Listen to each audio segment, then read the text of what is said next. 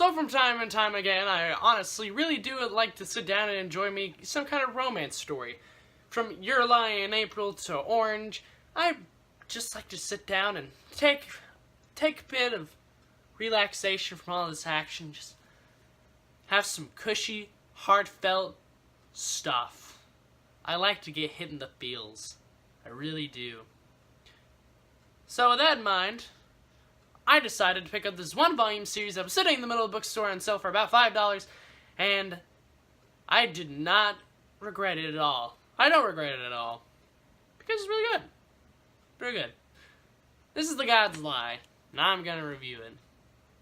Let's go. What I thought was a simple romance, and what I thought was very popular, I was very wrong.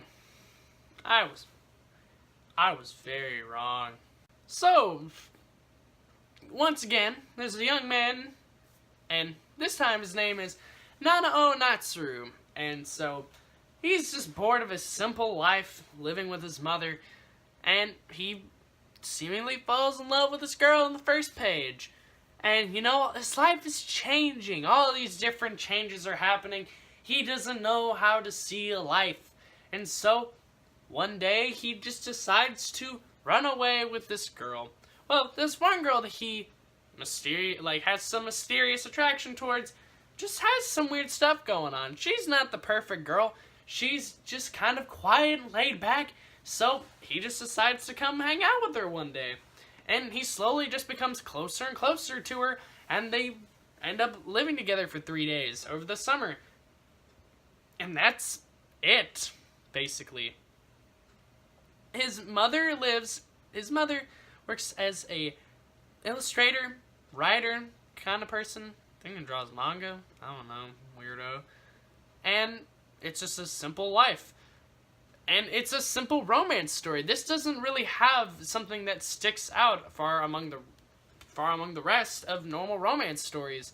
And I don't believe that there's that big of a deal at the beginning.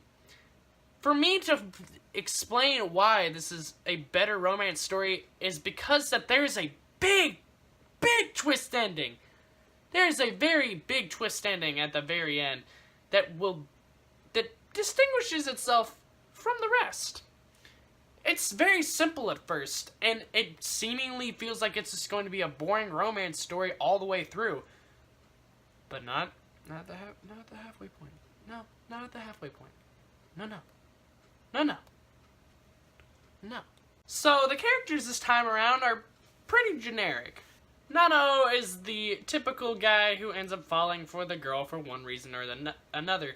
He doesn't really have anything that distinguishes himself from other romance protagonists. The same goes for Rio and Yuta. I mean, Rio is the simple, quiet girl who ends up falling for our main character, and Yuta is the meme-worthy little brother. The characters aren't annoying by any means, but I feel like that these kind of characters in this setting is what made this work out so well. It's just, these are very simple archetypes for characters, and it just makes it stand out. Because of the difference in the story from other romances, this is the type of stuff that I like. You put characters like this that aren't very bad to begin with, they can sometimes be annoying. All the annoying stuff is taken out of here, but it's still a very generic archetype. But here's the thing. These characters were put into a really weird situation, and the way that they handled it is what made it so well. It's a very well-written story, and the characters are very well-written as well, and they're just not bad at all. But they're not stand-outish from any other form of series. Now, if I could think of any kind of lack of, any bad thing in this story, it's the lack of development the characters have. But I'm going to let it slide this time. I'm not going to deduct any points. It's a problem that I have, but at the same time, I'm just going to let it slide. Because it's only one volume long. It's a total of 5 chapters. I'm just going to let it slide. This is not going to deduct its score at all. It's just, I don't feel like that it's long enough to. So the art this time around is also pretty solid. Everything is very smooth looking. The backgrounds and backdrops are very pretty looking, and the color pages, like, oh my goodness, this cover alone is the cover pages. Oh man, just look at that. Holy cow. Gosh, like, they're very well done colors, and I really do like all of the art and stuff. I've never really had a problem with that art, but it's just kind of roundish, it's smooth, and I really like it. The God's Lie is a very simple romance story with a very big twist ending. The reason that I like it so much is just because that they put a very generic set of characters into a very well done story that was simple but yet very well done, and so I really like it. The story really doesn't know how to captivate you, but the characters don't blow you away by any means, so I'm not going to throw you into the series by saying that these are the best standout characters in a series, and these are definitely characters that are not in my top 20, probably not even my top 100 favorite manga characters.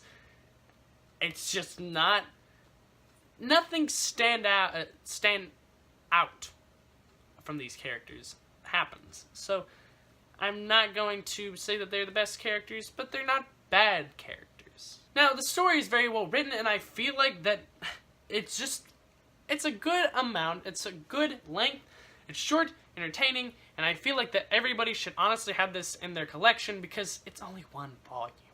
And with that in mind, I'm going to give The God's Lie an 8.2 out of 10. Yeah, I am. Like I said, I feel like this is a pretty good essential, something that everybody should at least have in their collection.